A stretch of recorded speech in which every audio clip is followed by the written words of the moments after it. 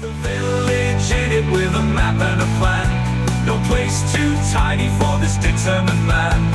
Crossing the counties one by one, he'll see in every English corner a bit of history.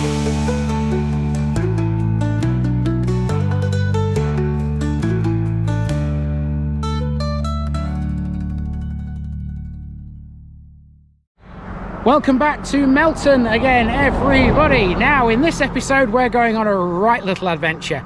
We've got not just one, not two, but three villages to see in this one. Typically, for Melton, there's more than one village in a parish. It happens all the time out here in Leicestershire. So let's kick things off. To start with, we've got an old railway bridge right there. You can find that in the village and the parish of Eaton.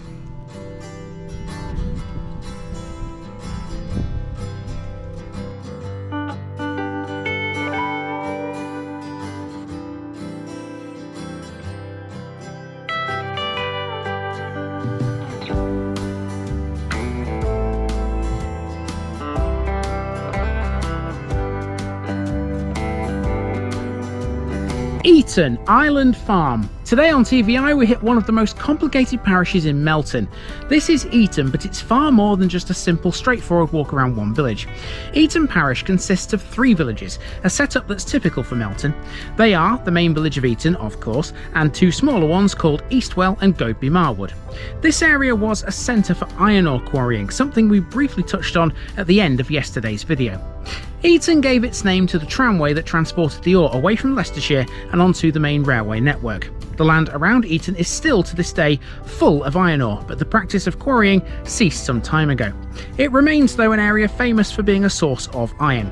Large quarries were formed outside the main village, supplying two local iron works via the Eaton Branch Railway from around 1884 to 1965.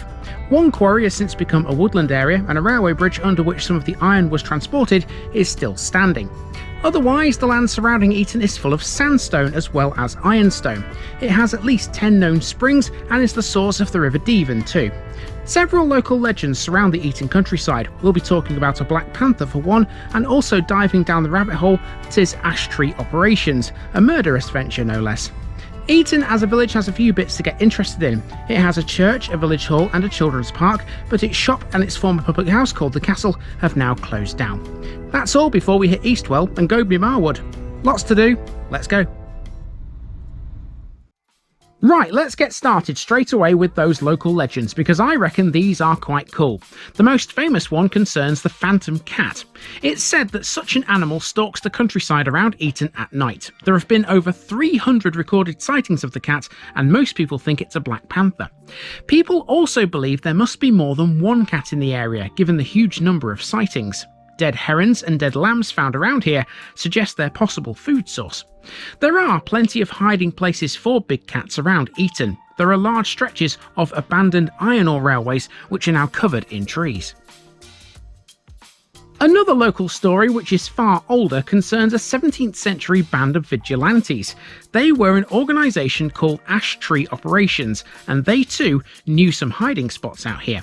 They built a huge underground hideout somewhere in the Eaton countryside. The entrance to it was a hollow ash tree, which led to the name of the group. The band was formed because at that time Eaton was a popular haunt for criminals from surrounding villages, committing murders and looting houses. You can think of it then as sort of a makeshift police operation. It struck violently at criminals in the absence of effective policing in those days. One can only imagine the uproar if it was still going now. Some would no doubt love it, others would be maybe a bit more sceptical. Our main walk starts on the road to Stavern, a nearby village to the northwest. We're standing here on an old railway bridge with only the parapets of it remaining. The railway that once passed under this road was part of a mineral line known as the Eaton Branch Railway. It was a vital part of the massive iron ore quarrying operations that once took place around here. Iron ore was quarried in the parish between 1884 and 1965. The Eaton branch was built by the Great Northern Railway to transport the ore. Its terminus was to the north of the road to Belvoir, and the nearest it came to the village was passing under this very bridge on the Stavern Road. The first ore was dug to the north of Stavern Road, close to this bridge. It was then carried to a railway wharf to the north by a narrow gauge tramway in horse-drawn wagons. The horses were replaced by steam locomotives in 1890. The railway never had a passenger service, but occasionally freight other than iron ore was carried. There were several other quarries around Eaton. At the northern end of the Eaton branch were a set owned by the Waltham Iron Ore Company, a subsidiary of the Staveley Coal and Iron Company. Ore was transported from those quarries to the Eaton branch by the narrow-gauge Waltham Iron Ore Tramway, starting in 1884. One of the locomotives that worked on these tramways is now preserved at the Irchester Narrow-Gauge Railway Museum in Northamptonshire. The quarries and the railways would surround the village. It was a very industrious operation, with several lines and workings all over the place. One group of quarries used a tramway that connected to an aerial ropeway which ran to sidings to the south of the Statham Row Bridge. Tipping docks were built both at the wharf and at the Eaton branch terminus. A group of quarries to the south and east connected with another narrow-gauge tramway that ran via Eastwell to Harby. From 1946 onwards, the tramways began to close and ore was transported from some quarries to the wharf by lorry. The last quarries to close were south of Statham Road. The last loads of ore were transported to the wharf in 1965. The Eaton branch then closed and was lifted. Most of the quarries have now been landscaped and returned to agricultural use. The route of the railways and tramways can, though, still be traced on most overhead maps.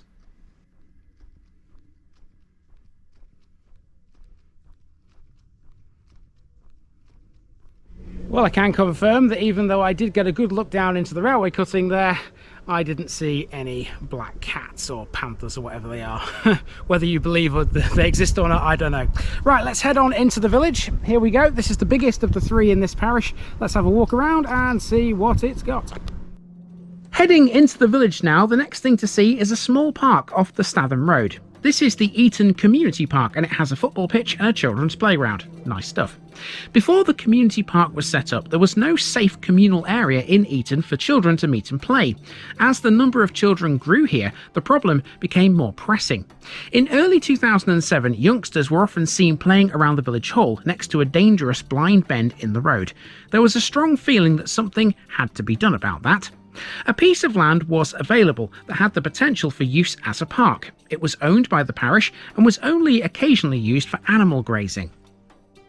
That piece of land was ideal, but it was decided though any facility that should be provided here should be for the benefit of all Eaton residents, hence why this is a community park and not just a play area. During the summer of 2007, a number of fundraising events were held, including a very successful sponsored walk. These raised over £15,000.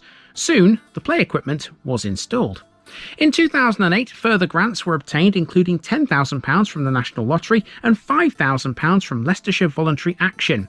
So then, along came the football pitch and the bowls court. Since 2007, it's estimated that the park has raised over £80,000, with nearly 50% coming from local fundraising. The community park continues to flourish as an important village asset for all ages.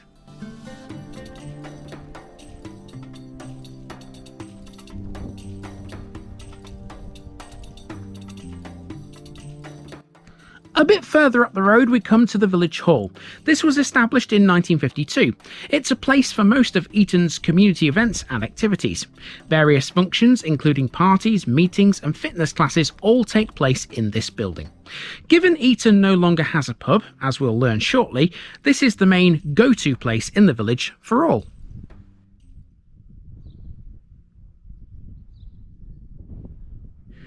Now, I know there are people out there who like a drink. If you come to Eaton trying to quench your thirst, you won't find a pub. We'll see what happened to that in a while. There used to be one here. But having said that, the village hall might be the place for you, because as you can see, on Fridays, or at least this Friday, at the village hall, there's the bar from 6:30, you have a pub night. So yeah, maybe you can buy alcohol still in this village. Okay, so now we're making our way towards the church. Between here and there, we're going to wander around the many lanes Eaton has, taking in what they have to offer. This is a chance to put in a few bits of interest. Let's start with the village name. Eaton means farm or settlement on an island. This makes a bit of sense. Eaton is a hilly area, so the suggestion would be that at some point it was an island, a patch of raised dry ground surrounded by water or perhaps a marsh. The name may also indicate its proximity to a river. The Old English word Egton literally means bend in a river. Whatever the case, there is a watery theme here. Speaking of water, the parish of Eaton contains the sources of the River Devon, which we saw numerous times throughout our journey across Newark and Sherwood. The river begins as a series of at least 10 springs and streams around the villages of Eastwell, Bottisford and Eaton, close to the 490-foot contour line.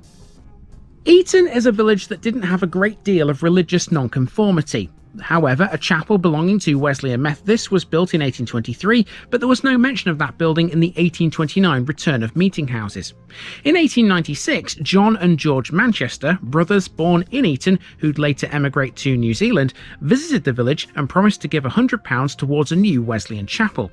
A 99 lease on a site in the village was taken from the Marquis of Granby in 1906, and a building contract was agreed with Parks of Grantham. A chapel for 160 worshippers was built, with a separate Sunday school to accommodate 100 children. The only record of primitive Methodists here comes in the form of the 1851 religious census. This noted that they met in a dwelling house used exclusively for worship. A separate Wesleyan Reform congregation began in 1851, meeting in a house. They erected a meeting house later that year, which was described simply as a wooden building.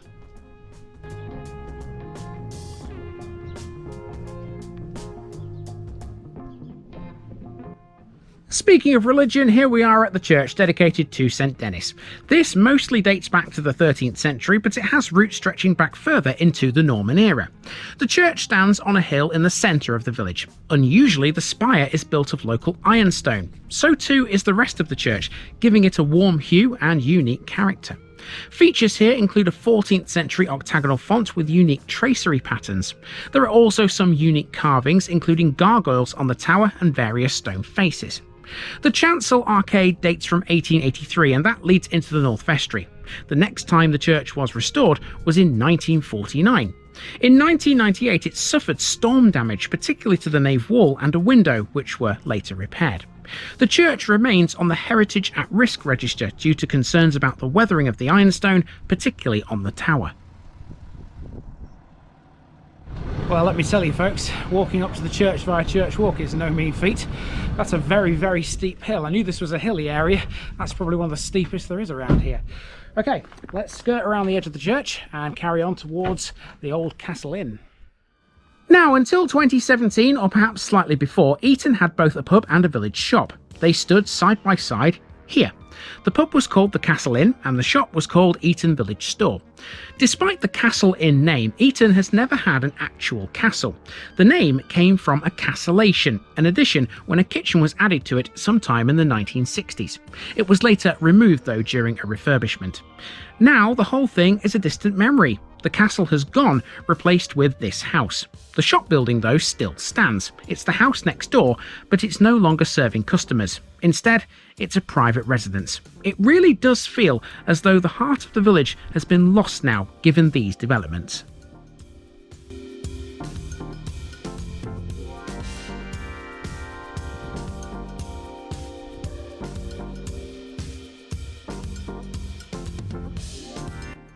Our final landmark in Eaton is the cemetery. This is separate from the churchyard and can be found off Vicarage Lane on the walk back to the village hall. This was established in 1892 after the existing churchyard became full.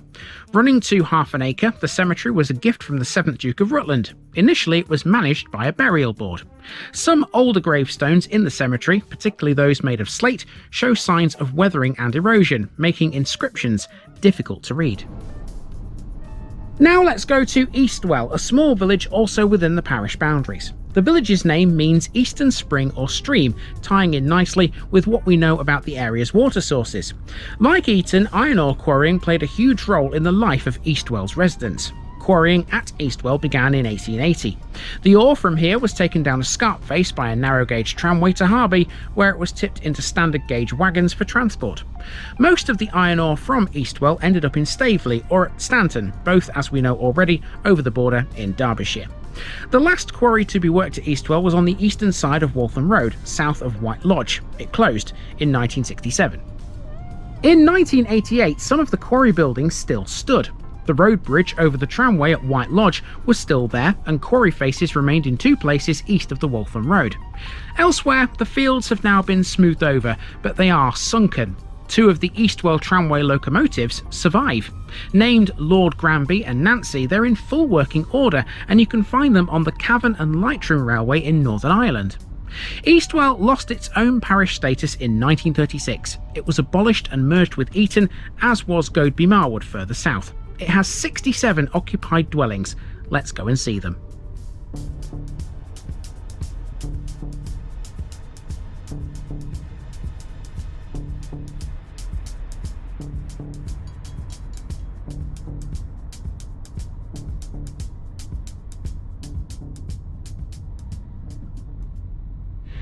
Okay, so here we are then in Eastwell, and this is very different to Eaton. This is a linear village, whereas Eaton you could form a nice neat little circle around it. I'm currently outside the church, which will be our last landmark here, because I'm just making my way back to the village hall, which is where we're going to kick things off. And in between, we'll talk a bit about some of the families that have lived in this particular village. Although a secondary settlement, Eastwell is not wholly reliant on Eaton. It does have its own facilities. One example is the village hall.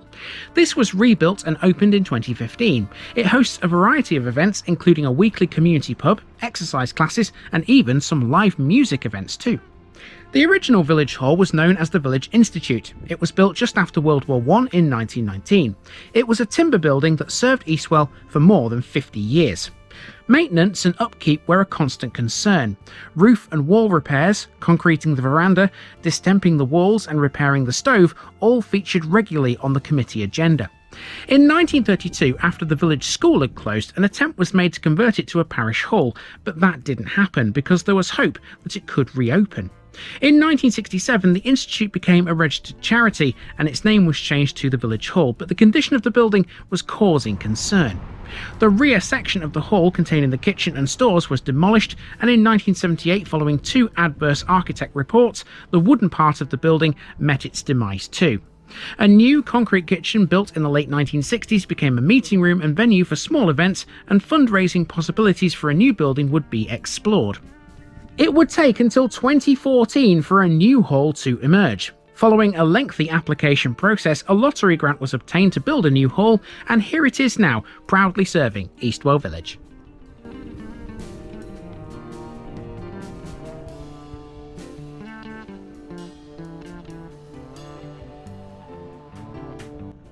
Next, we have the coach house connected to the massive Eastwell Hall. The hall became part of the Beaver estate from 1792 until 1921.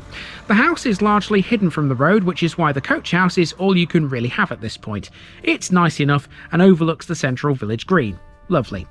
From the early 14th century to the mid-16th century, Eastwell was the seat of a branch of a wealthy family known as the Brabazons, but another major family had ties to this place.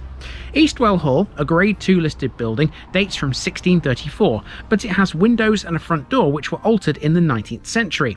It wasn't built by or for the Brabazons though. Instead, it was for the Eyre family, the very same who we met back in Hassop in the Derbyshire Dales. They acquired Eastwell from the Brabazons. As we know, they were a recusant Catholic family. That's why, even as late as 1780, Eastwell had the largest Catholic population in Leicestershire, apart from in Leicester itself, of course. It had a Catholic chapel too, built nearby in 1798, replacing the old one at the Hall, which was closed by the Duke of Rutland.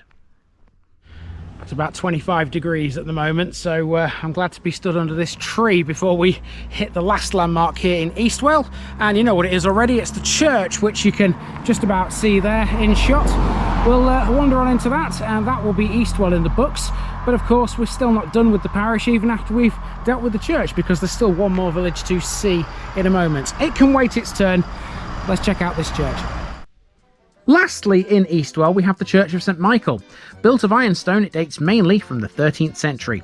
The core structure, including the nave and the chancel, was built during that period. Early records indicate the church had connections to Crowson Abbey. It was given to the abbey in 1209. Although the Eyre family influenced most of the modern village, it was the Brabazons who had the most say in how this church looks and feels now. Among its many features, there's a unique stone screen and tympanum separating the chancel from the nave. That's a rare find in England generally. Only a handful exist throughout the country. There are some 14th century additions, including the south aisle and most of the chancel windows. A clerestory was added during the Perpendicular period to improve light within the church. Several characters who have carried out their religious trade here include the famous hunting parson. He would wear hunting boots and clothes under his vestments, and even had some of the gravestones in the churchyard moved to make his horses grazing that little bit easier.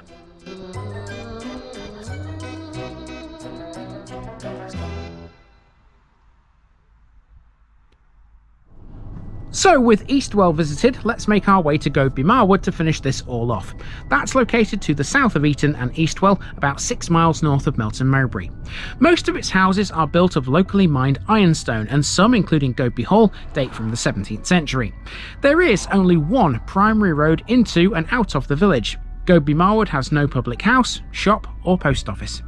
In the 1950s, the remains of a Roman villa were discovered in a field on the ridge of a hill overlooking Goadby. Named Wickham Villa, it was field walked in 1979, 1981 and 1985. Excavations in 2003 and 2004 found pottery fragments, part of a mortarium, a number of wall foundations and building debris. One room was found to have a hypocaust, and a small area of complete mosaic was uncovered too, tentatively dated to the 4th century AD. Other finds indicated that the site as a whole had been occupied from the late 1st century. I wonder, what would the Romans make of it all now? Let's have a look at it.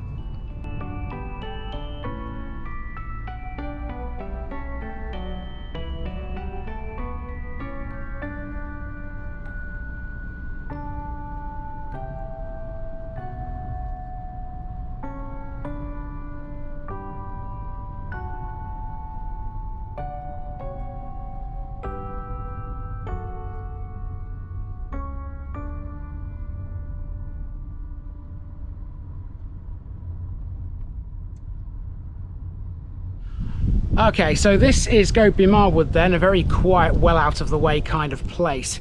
I'm pretty much confident that all the way around this village I'll be able to stand in the middle of the road and there'll be very little traffic to bother me. Because Goadby Marwood is sort of on a dead end. It's not quite on a dead end. There is a road out of it you can use to get to the next village over, but I can't imagine many cars or whatever use it. So let's walk down this road then and head towards the landmarks. The biggest one here is Goadby Marwood Hall. There's some bits and bobs before we reach that though. Goadby Marwood was almost entirely an agricultural community up until the mid to late 19th century, when ironstone began to be quarried in the area. In the medieval period, the village existed to produce food, with the villagers working the land owned by the lord of the manor. Most of the inhabitants were mixed farmers who grew crops on the open fields, but they also kept cows and sheep to produce meat, milk, wool and leather. Pigs, poultry and bees would have been kept at the backs of the farmhouses and cottages to provide meat, eggs and honey. A simple, self-sufficient setup that could be applied to almost anywhere.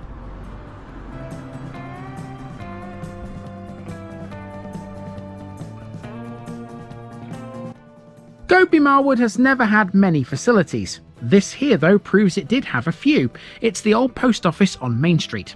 Let's follow this road to the village hall. In the early 1860s, funds were raised to build a schoolroom for the children of Goadby Marwood. The school, which was run by the Church of England, was opened on June 12, 1861. It closed in the early 1970s, and in 1972, the Leicestershire Diocesan Board of Finance purchased the disused school on behalf of the Parochial Church Council of St Dennis's Church as managing trustees. It would become the village hall. Today, the building is used as a venue for community activities and events, and there is a high degree of community involvement to facilitate these. Now, the beating heart of Goadby Marwood, it's run by a volunteer-led organisation called the Friends of Goadby Marwood Village Hall. According to the Hall's website, social events, craft workshops, coffee mornings and pop-up pub nights are all held here. They're designed to bring people together and foster a sense of belonging.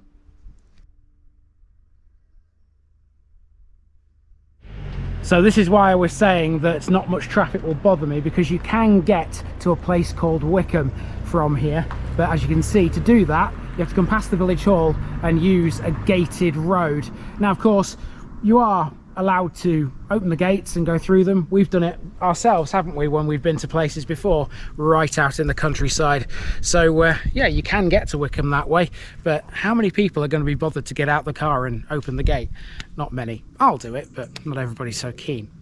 Right, from the village hall, we're going to turn around and head this way, because that's the church over there behind those trees. Let's check that out next. Next up, we've got the church. This is dedicated to St Denis in much the same way as its sister church in Eaton is. St Denis, by the way, is the patron saint of Paris. Did you know that? Grade 1 listed, this is one of only 46 churches in the country dedicated to him. Little is known of his life, but a legend dating from the 9th century says he was beheaded in Montmartre in 258 AD. His decapitated corpse was then carried to Paris, where the Benedictine Abbey of St Denis was founded. That's why he's often portrayed in art as a decapitated figure carrying his own head. Anyway, I digress. There's been a church on this site in Goadby since at least the early 12th century, and some parts of the original building still survive today. With the exception of these few areas of Norman masonry, the oldest part of the church is the north aisle, which contains 3 lancet windows and dates from the 13th century. At that time, the Quatremars family held the manor. Sir Adam Quatremars, the last member of the family to hold the title, died in about 1235, and the estate passed to his brother-in-law. That was Sir Geoffrey Marwood, and it was at that time the suffix Marwood, later corrupted to Marwood, replaced Quatremars in the village name. The Marwoods held the manor of Goadby until the early 15th century and made significant alterations to the church during their tenure. They erected the tower and rebuilt the nave and the south aisle. They also added a chapel in the north aisle. It was also during this period that the magnificent traceried windows were added too. The Marwood arms can still be seen today in a repositioned stained glass window. The final stage of the medieval building, the addition of a clerestory and a new roof to the nave, was completed in the second quarter of the 15th century during the tenure of the Beaumont family. The church underwent a series of minor alterations during the 18th century when repairs were made to the tower and the porch. In the early 1880s, funds were raised by local parishioners for a significant programme of renovation which took place over a period of 18 months.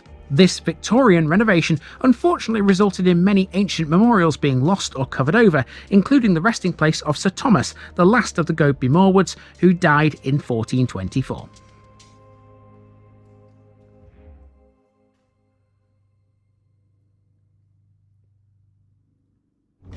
Okay people, you know how normally when we come across country houses and stately homes, we do struggle to actually see them because there's usually trees or bushes or something else in the way. Here in Goadby Marwood, that's not a problem. If you open the other church door, this is your view. Watch this.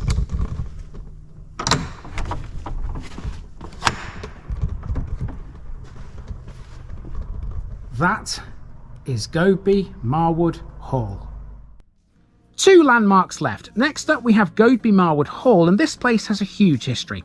It sits elegantly in the centre of the village, close to the church. The oldest parts of the building date from the early 17th century or possibly earlier. Parts of the house were later remodelled with a new Palladian style facade added during the mid-18th century. The hall is probably the site of the medieval manor of Goadby mentioned in the Domesday Book. At that time the chief tenants were Geoffrey de la Guerche and Robert of Bussy. After the Marwoods had come and gone, the manor was held by Sir Thomas Beaumont. His son and heir, John Beaumont, was killed at the Battle of Towton in 1461. The Beaumonts continued as Lords of Goadby until 1575, when Sir George Villiers of Brooksby Hall purchased the estate and title from his stepbrother Nicholas.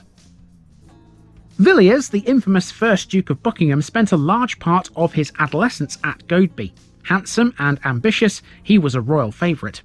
It was under the tenure of another George, the second Baronet Villiers, that the northern part of Goadby Marwood Hall was rebuilt. Large parts of that structure still exist today. The Villiers retained Goadby until the early 1680s, at which time it was sold to Henry Lowe, a businessman and sugar plantation owner who spent much of his time in Jamaica. Henry Lowe died in 1714 in Jamaica, and Goadby was inherited by his son Samuel. Now he was quite an extravagant man who never married and had no legitimate children. Following his death, therefore, the estate was sold and purchased by Peter Wyche in 1735. The Wyche family lived at the hall through the mid-1700s and made further alterations to the property. Those would result in the rest of the building as we see it today. The facade of the hall dates to around 1750. The Goadby Marwood estate remained in the family for just 30 years. In 1765, an Act was passed conferring the estate to John, Marquis of Granby, the eldest son and heir apparent of the 3rd Duke of Rutland. Thus, for a short time during the mid-1760s, the hall was the Duke's home, during which time he was appointed Colonel of the Royal Horse Guards, Blues and Royals. At the Battle of Warburg during the 7 Years' War, he's said to have lost his hat and wig, forcing him to salute his commander without them. That incident is still commemorated by the army today. Non-commissioned officers and troopers of the Blues and Royals are the only soldiers who may salute without wearing headdress. In 1766, Captain Edward Manners had his turn. As a young man, he spent most of his time at Belvoir Castle, but he moved to Goadby sometime in the late 1770s with his mistress, Anne Stafford. They had a large number of illegitimate children, including Edward Manners Jr., who became rector of Goadby in 1825. He would inherit the entire estate in 1827. Around 1850, he sold the estate to his cousin, John Henry Manners, the 5th Duke of Rutland, but retained the right to live at the property until his death. Sometime after 1851, Edward chose to move to the rectory, and the hall was occupied by his daughter, Louisa Julia, and her husband and cousin, George Norman. Following the death of George Norman, the hall reverted to John, 7th Duke of Rutland, who, after making extensive renovations in 1891, let the property to Algernon Turner of Stoke Rochford Hall. Turner was a keen huntsman and regularly rode with the beaver hunt. He and his wife, Henrietta Stewart, divided their time between their London house and this country retreat. In 1911, the Turners left and Goadby Hall was occupied by Captain Robert Sheriffe. The Sheriffe family remained at Goadby Hall throughout the 20th century. Indeed, some viewers may even remember Monica Sheriffe living there until her death in 1999. Monica Sheriffe had quite an amazing life. Linked below is a piece about her. It's really long, so if you want to read it, be sure to take the day off. It's extensive. Goadby Hall passed to her goddaughter Victoria Watson and her husband Anthony Westrop. They set about a programme of restoration of the house and grounds. Today, the beautiful gardens and lakes of Goadby Marwood Hall are open to the public as part of the National Garden Scheme, and tours of the house and gardens are available via Historic Houses.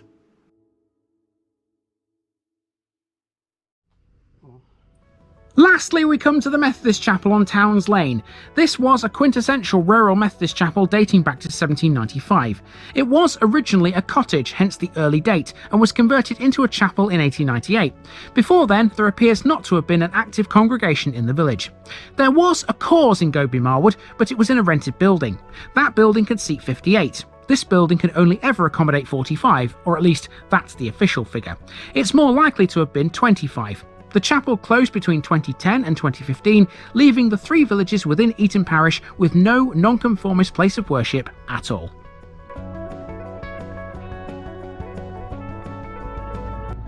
Completing Goadby Marwood means we've finished with Eaton. Time to head onto the A607 and make for Melton Mowbray.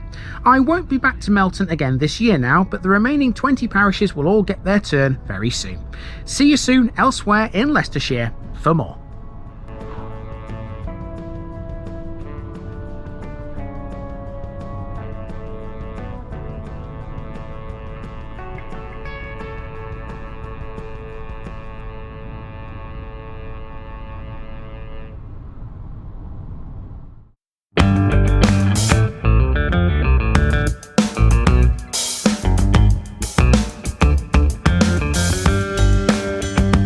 Now, just before I go, remember, this video is part of a huge project to visit every civil parish in England.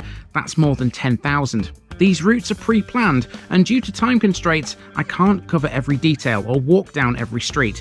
Please don't complain if this video missed something out. I pronounce names how I choose to. I am very aware that local dialect may vary, and I don't take kindly to criticism about this. You've been warned. It's impossible to know everything too. If this video was terrible, make your own. If you're a regular watcher of The Village Idiot, you're not the only one. If you've got a small business, why not use my videos to advertise it? Leave a comment below if you're interested. And finally, thanks for watching this episode, everybody.